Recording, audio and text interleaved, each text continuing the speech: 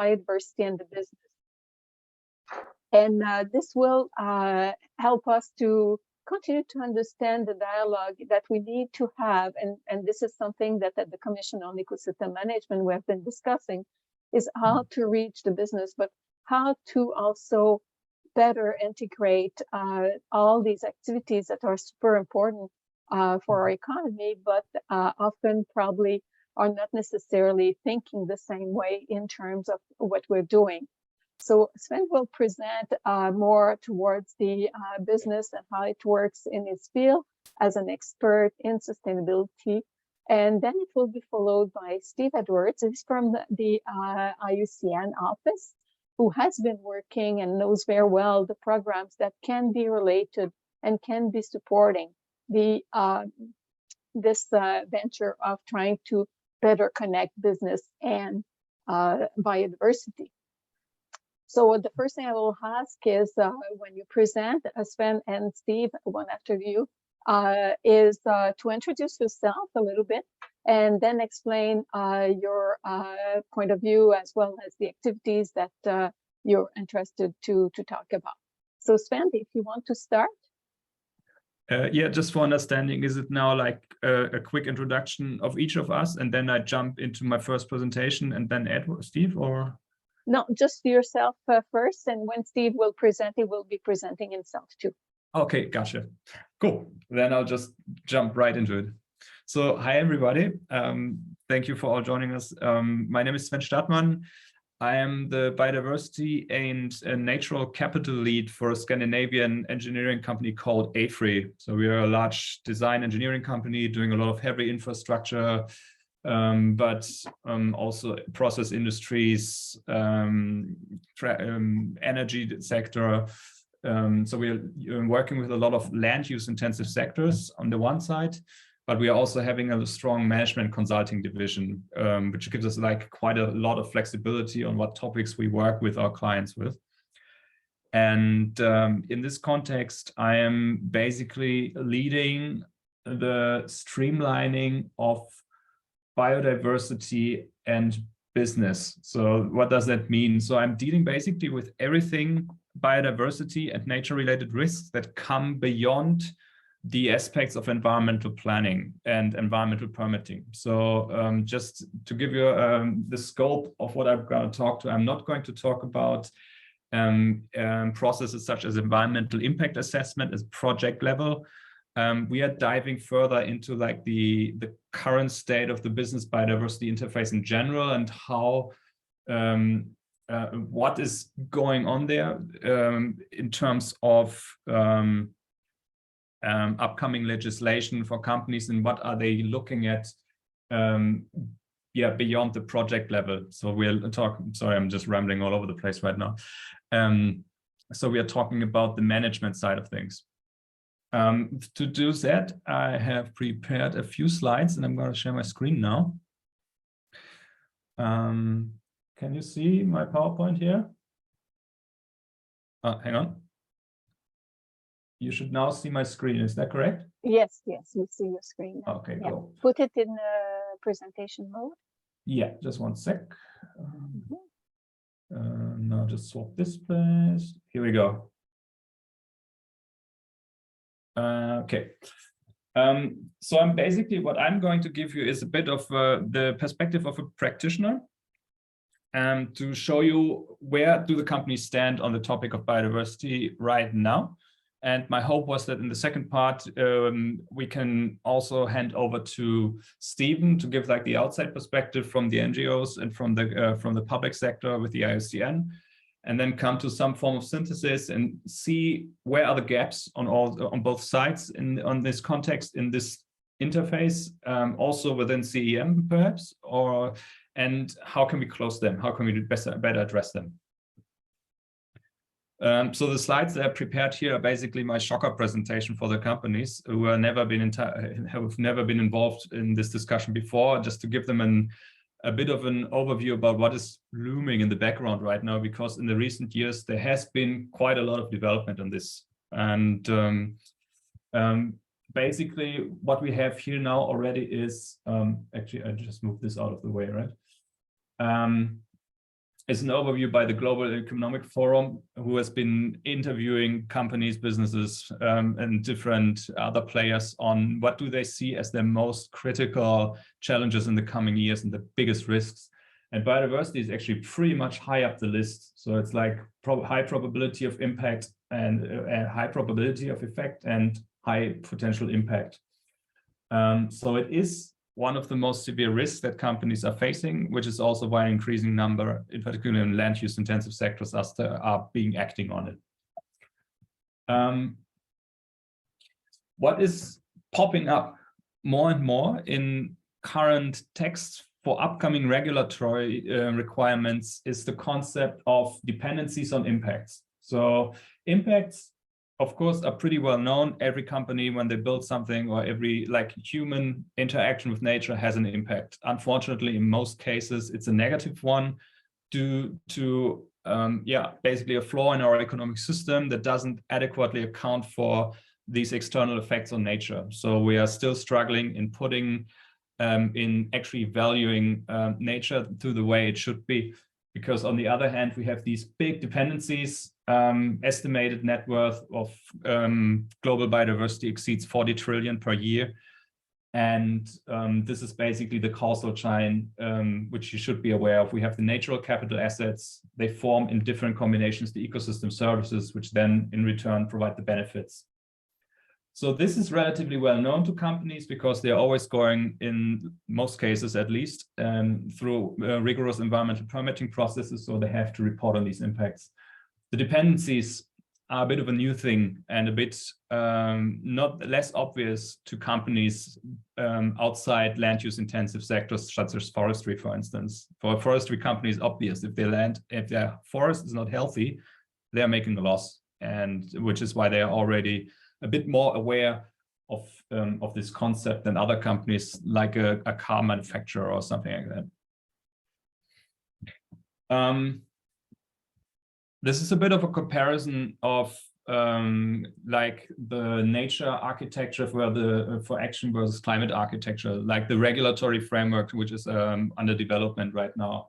I mean, as you can see, obviously this discussion is a few years behind climate change, but I think from my feeling, it's since everyone, both public, private sector, NGOs, have been through this process of setting up global architecture down to the local assessment, national accountability before, that they are running through these here a bit faster than the last time because they are familiar, they know what to do again. It's just like a different type of data that they're dealing with.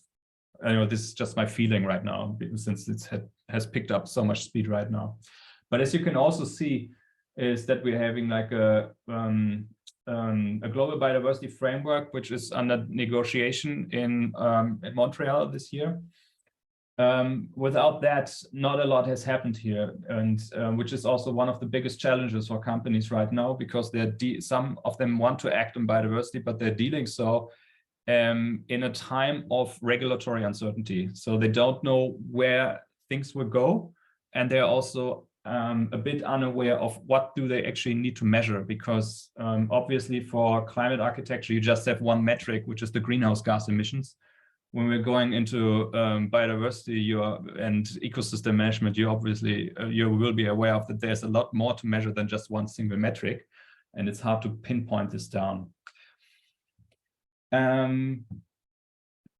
Yeah, this is just a bit of a timeline which has happened here. Like obviously it's like non-exhaustive. If you feel something is missing in there, I didn't do like an exhaustive list, but I just wanted to highlight that there's like been a lot of developments in the recent years, in particular on the regulatory landscape, which are obviously the most critical ones for businesses.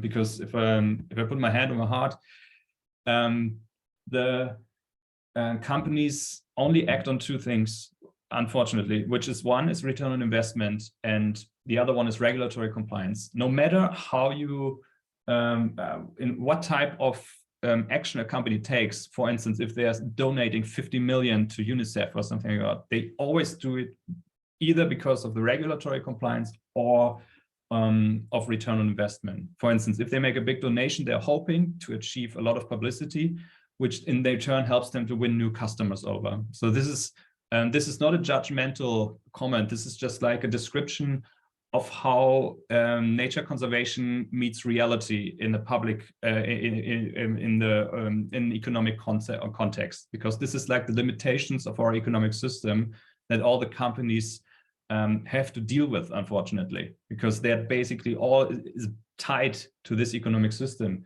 And until there's an obvious return on investment, actions are not taken. And until there's a lot of regulatory compliance development, which actually puts all these, what I said earlier, these intrinsic values of nature into an actual value that can be measured for companies, they also won't act.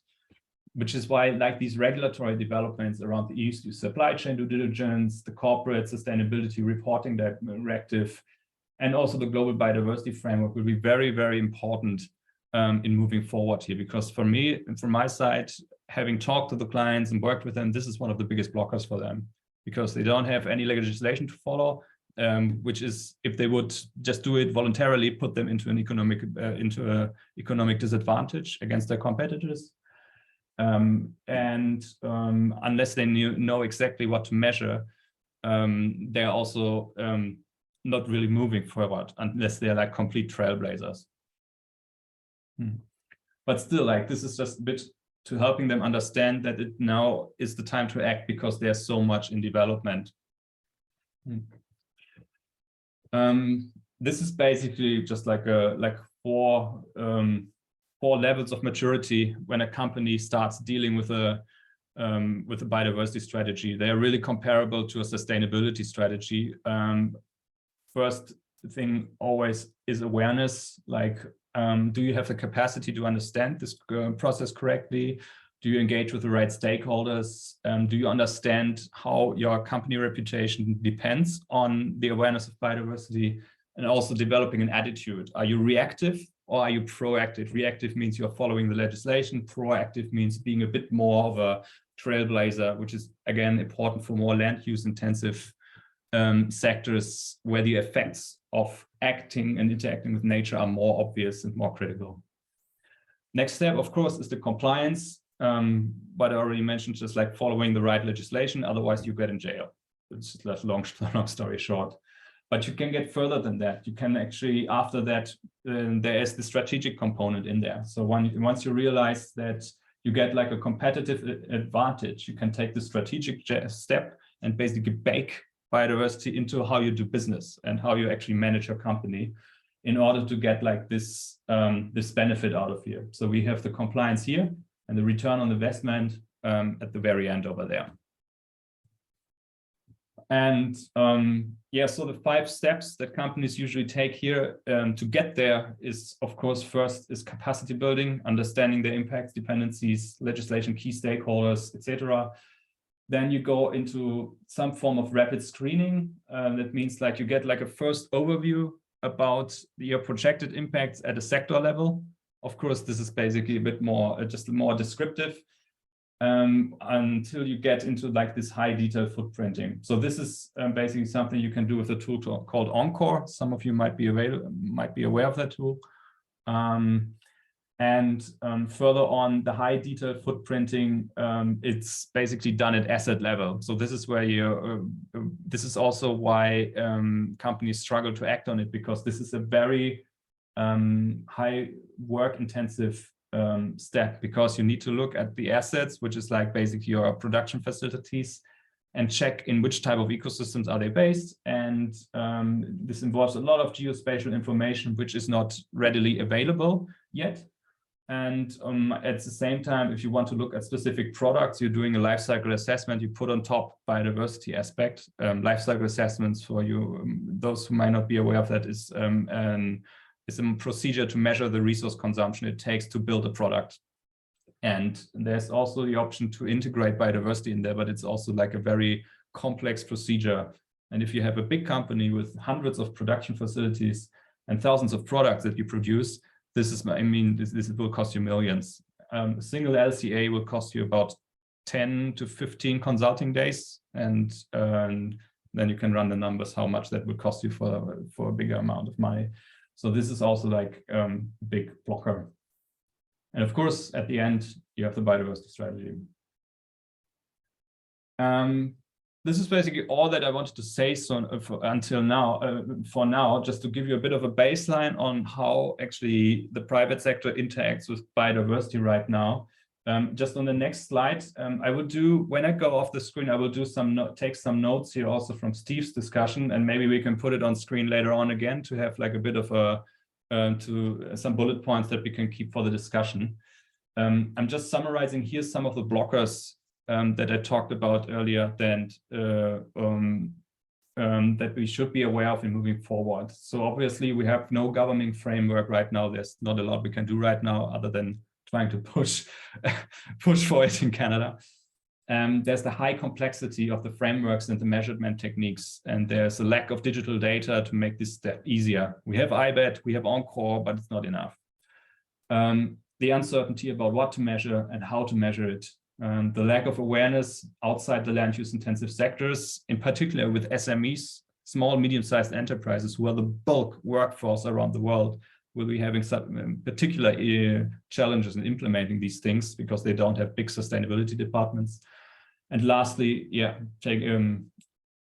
limited funding of private sector entities when compared to the complexity of implementing these strategies. Yes, they have much more money than the NGOs, but still they are operating on very thin margins. Again, also particularly SMEs where the competition is most fiercest. So yeah, this was like a rush through business and biodiversity. Thank you so much right now. With that out of the way, I think I will just hand over to Steve. Great. And I'm curious to learn more about the IUCN side of things. Great. So if you can stop sharing. Yep. Thank you very much. And this is quite interesting. And for those who are online, if you want to put your question either in the chat or in the Q&A, we will be, after the presentation and a bit of discussion, we'll be able to look at your question, and you'll be able to start discussing more different aspects of what's happening. So Steve, I'll leave you present yourself and present your point of view related to biodiversity and business. Thank you. Yes, thanks so much, Liet, and thanks, Sven, for kicking off the discussion. I'm Steve Edwards. I've been with IUCN Secretariat for about 9.5 years. Through my career trajectory, I actually started working much more on ecosystem service dependent business like ecotourism and non-timber forest products when I worked for Conservation International. And I've moved to kind of the other side of the spectrum, where I work much more with, as Sven talked about, the land use intensive companies and industry, and now work quite a bit, although not exclusively, with the extractive sector. I'm currently within IUCN's enterprise and investment team, and I'll tell you a little bit about some of the work that we're doing here within IUCN. Try not to dwell too much on the details, as interesting as I may find that, and leave some time at the end of my presentation to point to a few thematic groups and specialist groups within CEM that are actively working with the private sector, or there is ample space for that. I'm a firm believer that we need to find many more opportunities and spaces for engagement and interaction, and my sincere hope is that we can actually grow the participation of IUCN and our members and commission members and the private sector, because if we are meant to achieve what we need to do, we really need all hands on deck. So IUCN came up with a business engagement strategy. This is already dated and is being refreshed now. So things likely will change in the not too distant future. But this still does set a pretty good stage for describing where it is that we spend a lot of our energy and effort within the Secretariat in terms of engaging with business in the private sector. Much of what we aim to do is to transform business practices at multiple levels. And Sven alluded to that in terms of the rapid changes that he has seen from the private sector side, and I concur. There has been a lot of progress in a number of areas, and I'll touch on some of those as we speak. What we're trying to do is to drive change within companies and sectors in terms of how biodiversity is valued and managed. And I think that the need for that, it was quite visible in the graphic that he showed from WEF. But changing individual companies or even some sectors is not going to be enough. We really need to strengthen and change enabling environments and regulatory frameworks to get the change that we need. And so that's really an important kind of further step where we're going, and certainly the outcomes from the multiple COPs coming up with the CBD and UNFCCC will be important contributors to that. Importantly, we need to work with businesses to understand how to have policies and approaches that avoid and minimize impacts on biodiversity. I think really good progress has been made in that space. It's not enough, and we need to look at broader and larger landscapes. But there is a pretty good body of knowledge and understanding and application of things like the mitigation hierarchy. And then, of course, promoting sustainability standards and safeguards. And there are increasing amounts of those as we move forward.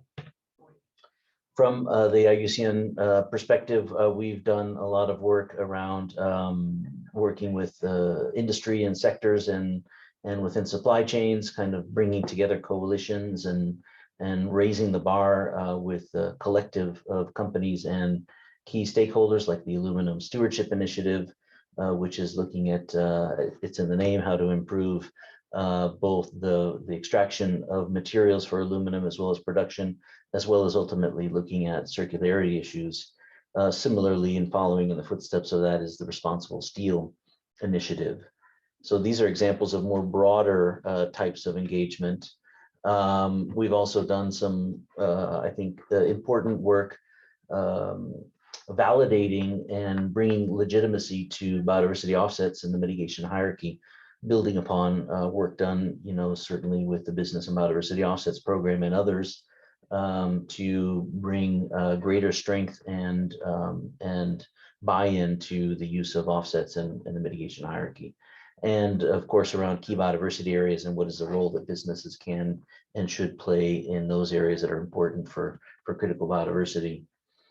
We've also worked a lot in areas trying to encourage the appreciation of making investments in nature in the broad sense, be it multiple country regional initiatives like the Belt and Road Initiative, or slightly smaller scale work around coffee production in Brazil, and multi-country efforts in East Africa, and also trying to address the issue of plastics in the marine environment and how to reduce the leakage of plastic even before it gets into the environment. So these are some of the challenging issues that are out there and remain out there, and things that we're learning from as a union and hopefully applying as we move forward. But also importantly, before we can ask for companies to act on nature, they need to know how to value it. What is it? Why is it important? And what can be done about it? This gets a little bit to the framework that Sven presented early on in his presentation, working with the Natural Capital Coalition, now the Capitals Coalition, in terms of natural capital assessments, but also working with broader industry groups from We Value Nature to, you'll probably have seen the request for commitments from Business for Nature that has come out regarding the CBD COP, and then at a smaller scale, but a similar model, the Swiss Business for Nature approach. Again, these are coalitions and really try to bring companies together and enhance their appreciation for and action towards conserving nature. Of course, important stakeholders in all of this are civil society organizations, like many of the members of IUCN, and we've had a number of projects that do approach how to share lessons learned and raise capacity and greater enable these groups across a number of areas, for example, with the the BioBiz Exchange in parts of West Africa, and the jointly implemented project, Shared Resources and Joint Solutions. So there are some great broader scale initiatives that we can work on. But more specifically, a lot of our work, my work on a day-to-day basis, is working specifically with individual companies. Hopefully they are the leadership companies, as Sven mentioned, the ones that are being proactive as opposed to reactive. We've worked with Shell for over 20 years. Some of those have been challenging moments. Some of those have been very rewarding moments, but Shell has been quite instrumental in IUCN establishing and managing independent scientific and technical advisory panels, such as the one that we had in Niger Delta, providing recommendations on how to improve oil spill remediation, or the Western Gray Whale Advisory Panel in Sakhalin in Russia, which provided operational recommendations on how to minimize impacts on the Western gray whales during part of oil and gas exploration efforts. Within our portfolio working on extractives, I mentioned earlier that we do work a lot with panels as well. I coordinate an independent scientific and technical advisory panel in Brazil, providing recommendations for the cleanup after a major tailings dam collapse in 2015, and try to bring in, through the voice of the panel, different recommendations regarding source-to-sea approaches, nature-based solutions, community engagement, and other key things that we've learned about and that should be commonplace in these unfortunate events, but they do happen, continue to happen, and we need to find ways to prevent them from happening in the first place, hopefully, but also then to address them once they have happened. We're working with companies like Anglo American in terms of understanding how to apply the nature-based solutions standard to some of the work that they are doing, maintaining and enhancing freshwater springs around an iron ore operation in Brazil. Just today and tomorrow, meeting with colleagues from Iceland and Brazil, talking about understanding better benefits from restoration, and that's in collaboration with the Alcoa Foundation, and I know will be relevant to a number of people in this commission on CEM. Newmont Mining, we're working on providing independent reviews where we bring in members of commissions and other experts to provide observations and advice on how these companies are doing in their progress towards trying to achieve biodiversity net gain. It's a real critical look, but also an opportunity for our experts in our community to learn and see what mining companies are doing and how they do it, and what are their practices. So there is actually quite a bit of mutual learning happening in those instances as well. And we've just had a team return from Ghana looking at a gold mine there. And of course, this isn't limited to work coming directly out of our team in Switzerland, but rather offices in India has worked for quite a while with groups such as Tata and a number of different aspects of how to improve their biodiversity management. When it gets to the areas in terms of agriculture and food supply, done a lot of work around sourcing of cocoa, sugar, and other key inputs into the daily products that we use, but often don't question or understand really where they come from and what role that they can play, and what can we do in terms of helping those companies improve their practices, but not just limited to those companies, the farmers that they source from. I'll talk about that a little bit more in a moment.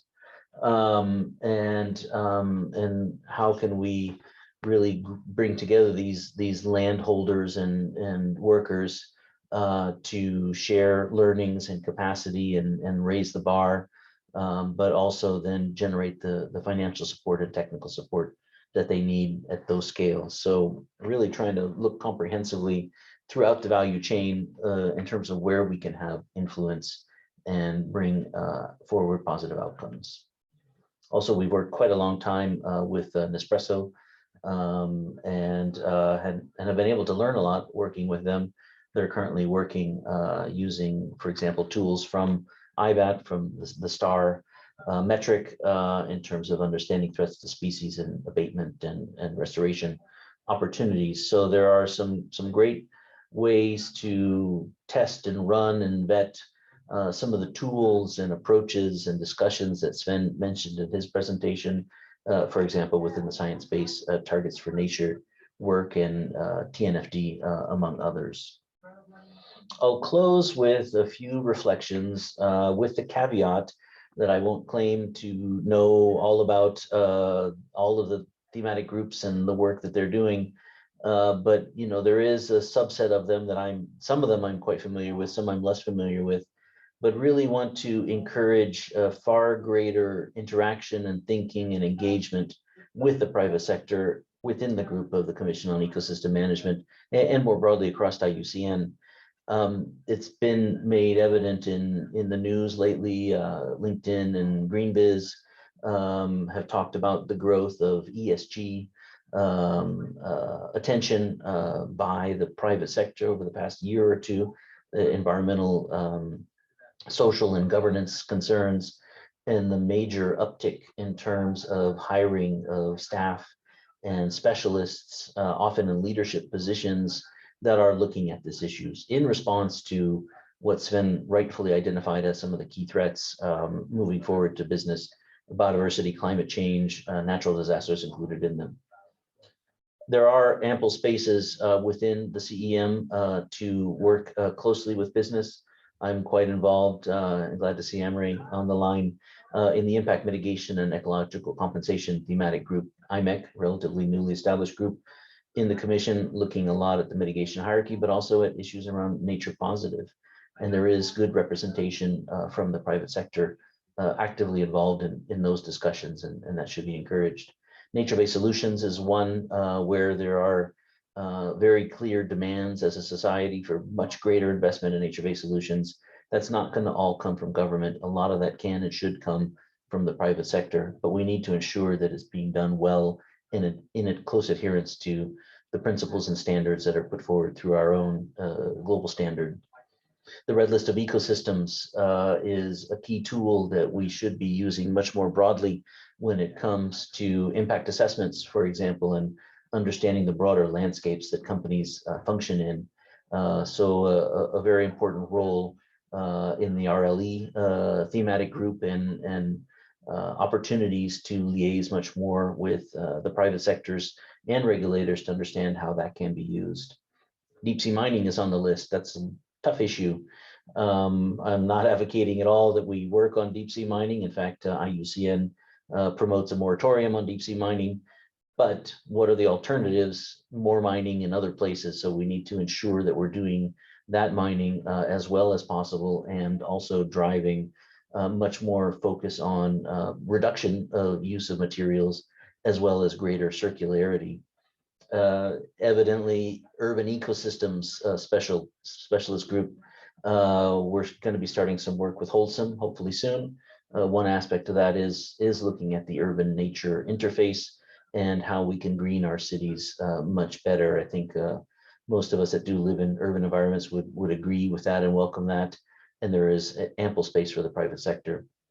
And just a call out to the business and ecosystem management thematic group, which is relatively quiet.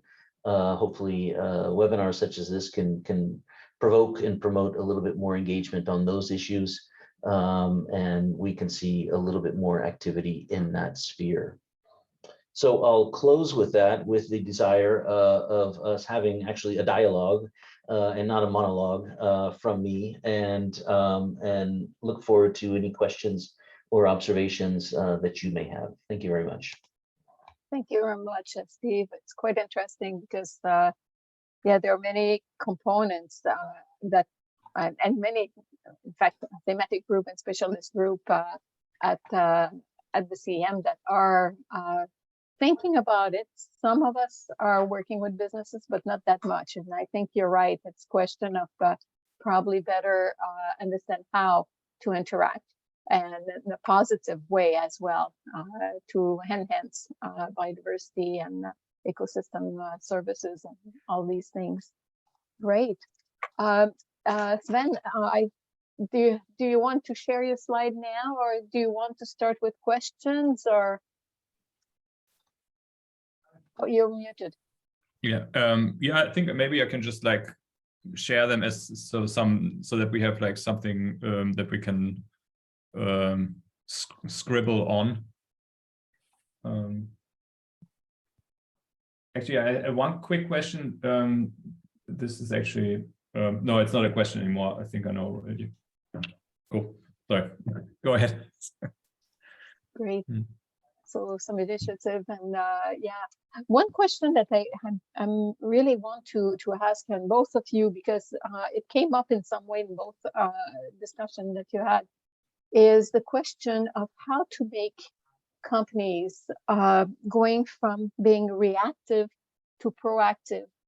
And while it seems that there is a bit of a movement towards that, especially in large corporations, how can we make sure that small and medium-sized businesses can get towards that in some way, in terms of not being pushed? And often they are trying to push back at that point because of all the economic implication, for example, that can have these kind of new initiatives. So I don't know who wants to start on this one. I can take a stab at that. I mean, it certainly several ways. One is we need to make information digestible and accessible. Yeah. And if it's not put in a way that people are easy to access and understand, then they won't approach it and they won't use it. The other thing that I would recommend, certainly for the SMEs, is to put forward things that are achievable in the relatively short term. There's nothing more frustrating than putting forward a methodology or an approach that's too expensive or too long term or too complicated. There's many things that they can already be doing that will make an impact and will hopefully grow their interest and their capacity moving forward. In this context, if I just jump in, I found Encore incredibly useful, because this is like a relatively easy to implement sector level screening, depending on the production process that a company is using, or the production processes that a company is using. So we are usually doing this as part of a capacity building exercise for companies, helping them to jump in and get like a first understanding and grasp of what the dependencies and impacts might be that the company could focus. Because since this is a sector level of assessment, it's like not a guaranteed footprint of the company, but gives them an indication where they're headed with this topic. Yeah. I should say we have several questions already in the chat, so I'll just start with the first one in terms of this is coming from Mohammed, that it's I think the value of biodiversity is underestimated. How can we estimate the value of, for example, a shade of trees? And I think it relates in some way to some discussion I had, especially in urban ecosystem. That is a place, for example, that people don't realize the importance of trees on the street or around their houses. So I don't know if one of you want to talk a bit about that. This was really evident on a personal level this recent summer, at least northern hemisphere summer, with the heat waves that we faced here in Europe, and it was really quite challenging, I think, for most of us. And evident where I live here in Switzerland. On one side of the building, we have lots of trees and gardens, and then you go out the front, and you go out the front door on the other side, and it's 2 to 3 degrees Celsius warmer, simply because we don't have that type of natural infrastructure available to us. That, you know, we need to experience these kinds of things before we can action them and understand really how important they are. Sadly, we're going to get more cases of that moving forward in the next years. Yeah, go ahead, Stan. Yeah. I think this is also one of the key questions that we are focusing right now. Like, how do we like the price tag on nature? I mean, sometimes it's a bit also sometimes a bit critical. I think because like how do you explain this in English? We need to put it into value. So we need to have a measure of how much is an ecosystem worth for us or for as a company, so that they understand the risk or what is at risk if this ecosystem service breaks down. I mean, the IPBES, they made like a really good report earlier this year where they clearly made the scientific link between the value of nature and economic benefits for humans.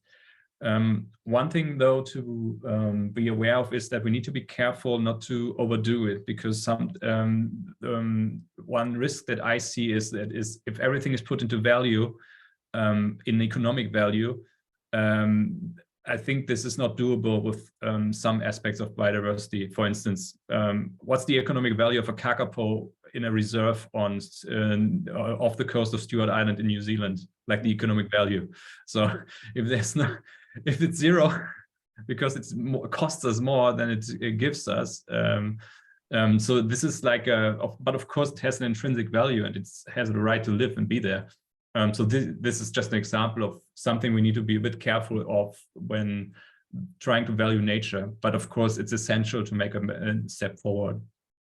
Yeah, and I agree. Yeah, I should say that we have worked a little bit here on the urban system in Canada and the importance of trees, and even in places like Toronto, having the possibility of having trees around can help the value of the house as well by up to $26,000.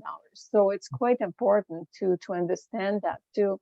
And yeah, this is quite interesting. But I'm thinking there's a question also of how to convince developers and homeowners of the importance of trees to reduce wind speed, especially in the winter here, but also the shade, bring cooler temperature, not needed as much air conditioning, for example. This is, I think there's a big awareness campaign also to realize that this is not just with companies, but even with homeowners and developers who are putting these buildings closer with almost no vegetation around. Good. The next question we have is, how can nature-based solution increase business in biodiversity? I'll take a stab at that.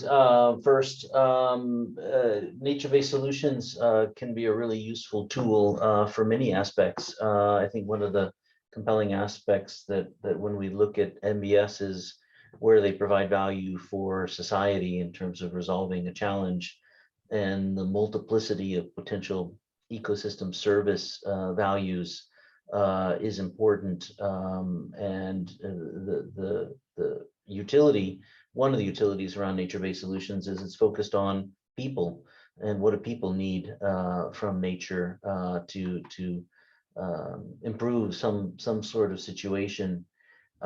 They can really be useful for businesses when they can result in important cost savings.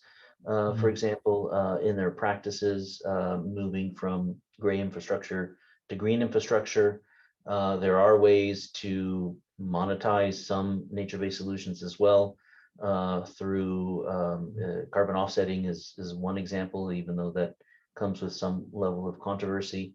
And I think that if businesses are going to invest in finding solutions to some of the challenges they face, many of them will willingly embrace approaches that are longer term and sustainable and provide benefits to themselves and to important stakeholders if it's appropriately explained to them, how to set them up and why to do so. So I don't think we should necessarily expect that they'll go with the easiest known option, which might be building more concrete or following some sort of process they might have used in the past. but really explore creative approaches. Mm.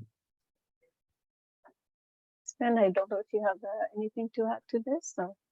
No, I think that was a really good summary. Yeah. Okay, No, great. that. Yeah. Paula has the next question in terms of many companies do their sustainability reports using GRI methods and indicators. I'd like to know the opinion of the panelists on whether they think these indicators, the indicators of biodiversity, should be improved and also drive business to do better, to pay attention to biodiversity. I must admit, I'm not too familiar with the GRI standard. It's more the territory of some of my colleagues. I do know, though, that the GRI standards, like that, initiatives like the TNFD, the Task Force on Nature-Related Financial Disclosures, will be trying to align their measurements with a lot of these type of frameworks, because I agree we definitely need really good indicators. But since there are so many options and stuff to report on, we also need to be very careful not to overdo it and to keep it manageable. So this probably won't really answer the question, but what I wanted to say is that it is really important that we have some form of alignment between what's coming in regulation and the reporting techniques that companies are already working with in moving forward. Yeah. I agree with Sven. I think you know, something is better than nothing, of course. But we need to be cautious. I hear frequently from companies that I engage with that there's a lot out there, and they can't navigate through all of the different indicator systems and reporting systems and certification. And so, you know, we somehow a balance needs to be found in terms of how much is enough and where does it end up being too much, and encourage greater communication probably among these that set up these systems, and maybe encourage some of them to merge with others or do less. I'm not quite sure. It might even be a bit of an industry in and of itself. But that doesn't mean that we shouldn't. We have to be measuring. We have to understand. We have to report. So it's really about finding the appropriate balance. Yeah, and I should say that some people also, especially skeptical people that I talk to around here, often are really concerned about all these sustainability reports in terms of that it's just greenwashing for the public. So what do you think about that? Well, in this context, just speaking from the European context, there are, of course, we do have safeguards such as the EU taxonomy for sustainable finance, which is like a tool to direct investments towards a more greener and more more sustainable form. And this taxonomy compass will be updated with biodiversity guidelines early next year, if I remember correctly. So this is like a really powerful tool to that. But yeah, of course, on the global level, I think there is a risk, in particular when we are looking at these so-called ESG standards. So like the MSCI World ESG Index and these kind of things. I think a few months ago, there was a wild outlash from Elon Musk, the Tesla CEO, who was outraged that Tesla didn't make the list for the most sustainable companies in the world, but like ExxonMobil came up on top of the list. And of course, there are other different ESG standards where this matter will be completely different again. So I think this is also like a threat that we are facing if we are putting out too many different standards and too many initiatives and too many frameworks. Because from my perspective as a practitioner, I think we already have almost too much. We have so many initiatives. I actually talked about the biodiversity on a biodiversity capacity building workshop about an initiative which has been found to coordinate different initiatives in terms of biodiversity. This is like the same procedure as we are initiating additional meetings to discuss how we can reduce the number of meetings. So, and yeah, so I think what the companies need now is guidance through this jungle. So, and I think this will also be this will be a bit will be a task, I think, for IUCN and other public sector entities, as well as for the regulation, trying to figure out what do we measure, which guidelines do we follow, what makes the most sense for companies, and of course this will be a process of compromise, because in this mix there will be also the private sector involved, their lobbyists in Brussels, as well as the conservation lobbyists, to discuss and highlight what will be actually feasible and possible, and what does everyone want, and then we need to come to a compromise that probably at the end nobody will like, but I think these are the best compromises, because everybody gets something out of it. But yeah, this is really a big challenge. I think like this this number of different initiatives to pick from, and the number of frameworks and methodologies.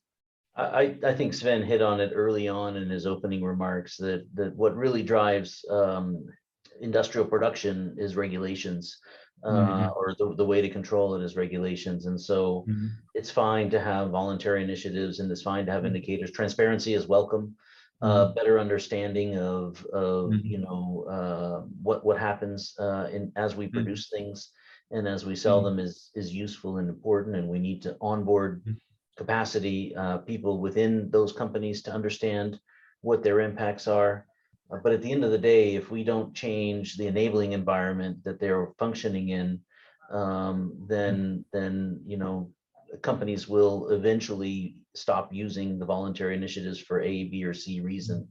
So I've come to the conclusion that if we can't put it into regulations, then we're probably ultimately not going to be successful.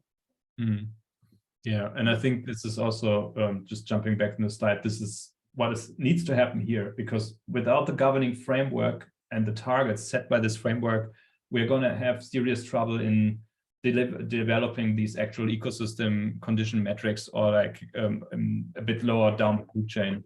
So yeah, I think this will be like a really big challenge, and I hope the very best for Toronto.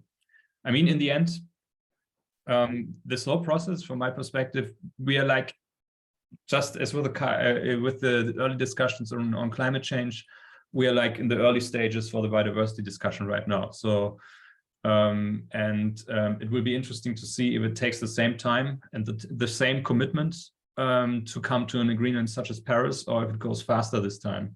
Because basically what we've been doing so far for climate change is battling the most highly funded public media campaign in the history that has ever been done.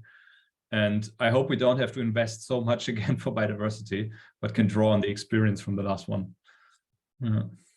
So it shows very well that it's a question of the balance between having companies willing to do something, the issue of well, too many tools. It's sometimes worse than having only a few.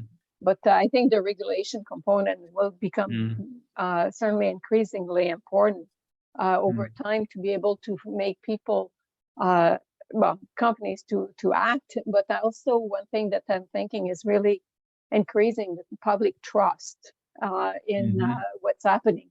Because when they don't know the different systems and people report at different levels, it sometimes leads to this perception of greenwashing. And that really doesn't help too much at that point. Yeah. We have also Fanny, who put a comment in the chat in terms of business and nature solution, grasping the concept of to take action. This is a new document that has been prepared, and it's on the French, and she put the link in terms of the French with this work provides 8 recommendation sheets and 11 concrete experience feedback to help companies to implement NBS. So It seems that there are a lot of things coming up, and it's a question to bring that all together. I imagine that's certainly something quite important. I think probably a last quick question I would like to ask, because I think it's quite important, is how do we move corporation from small, medium-sized to large, including developers and even urban centers, to start rethinking about ecosystem services and biodiversity at the planning stage, instead of, because for now we're mostly fixing often the problems instead of really thinking in advance. So how do we ensure that this is it at the regulation level that this needs to be changed, or is it at through different type of tools that they need to change from the planning level? And I'm thinking about new mines, I'm thinking about new subdivisions, for example, where everything is destroyed. What do you think about that?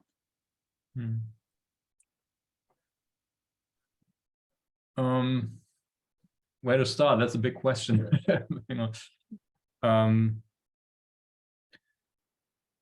Sorry, I just had a thought. It just went away. Maybe Steve, you can jump in. I can. Together again. So I mean, this really brings us to the need to look at things from a larger landscape and seascape level.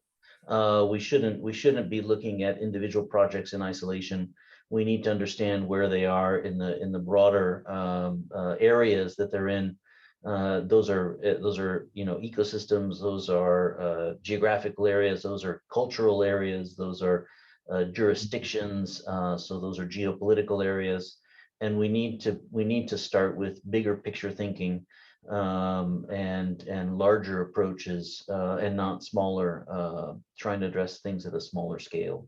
And I think that's the big challenge. Is not the role of an individual, company to solve all the problems in one area, but they can contribute if they're given, guidance and support in that. And if we have time, I do want to respond to Amre's question on nature positive as well, if I may. But I don't know. Yeah, I didn't have time to ask it. Yeah. All right. Actually, just adding to this, how to better involve them. I mean, obviously, what we are doing right now, I mentioned that in the beginning, is doing a lot of capacity building and trying to highlight how businesses depend to an extent on the services provided by nature. This is working good to an extent because it really depends on the sector. Because usually areas such as forestry or agriculture, they are at higher risk of ecosystem service disruption than others. And another aspect that I was thinking about is also trying to grab companies who are a bit further detached from nature, so on first look, and see how to connect biodiversity with other sustainability concepts. I just wrote down here circular economy, because if you follow certain pathways in sustainability, for instance, you're trying to establish a circular economy in your business, you're automatically supporting biodiversity, because, and I think it might be also interesting to highlight these aspects, so that when they are talking about circular economy, they don't just talk about resource consumption and these kind of things, but they make it more obvious with, okay, we're saving so much land from being consumed, and that this supports these type of ecosystem services and biodiversity, and just to make these other connections more obvious. Yeah. That's a good point. Yeah. I was going to ask the next, and that will be the last question. Unfortunately, we're running out of time. We often get a bit longer, but so the question is coming from Amre about what is your perspective on the debate on nature positive, which may well lead to an even greater proliferation of these different tools and initiatives. This has been a hot topic over the past months, as Amre well knows. And as far as I'm concerned, we're still in the early days of kind of clarifying what are we talking about in terms of what is nature positive and can we measure that and how do we measure that. That's fine, that's normal. It's going to take time to work through it, but the more efforts we have from individuals, from companies, from countries, from organizations contributing to, reducing impacts on nature and generating positive things, the better. So I welcome those exercises. I hope we have clarity. I hope we have, ways to move forward, but I think that that's going to be one of the key ways that we start to address some of the major impacts from biodiversity loss. Thank you. Sven, do you have anything about nature positive that you would like to say? Nothing to add there. Yeah. Good. Yeah. Great. But it's all the time we had, and I should say it was a great discussion. I'm sure that the attendees were certainly quite interested with that. This is certainly a discussion that is not finished. It's really just the beginning. I know that there's a lot to be done, and I like the idea of convening. I don't know if IUCN will try to do that, but convening as many as possible, all the organizations that are trying to prepare all these tools to try to gradually have a clearer, probably path for our corporations, but also especially SMEs as well, so that they don't get behind in all these kind of things. So thank you very much, Sven and Steve, for being here today. It was great. For those who are online, you will be able to view again, because that will be under our YouTube channel, and so that will be available for people to go back and rethink all what's happening. So thank you very much, and have a good day, and we'll talk to you probably next month with a new CEM Dialogue. Thanks so much, Liette, and also Mariana for organizing this. Thanks, Sven. Thanks, Steve. It was nice to meet you. Take care, Liette. Take care. Have a good day.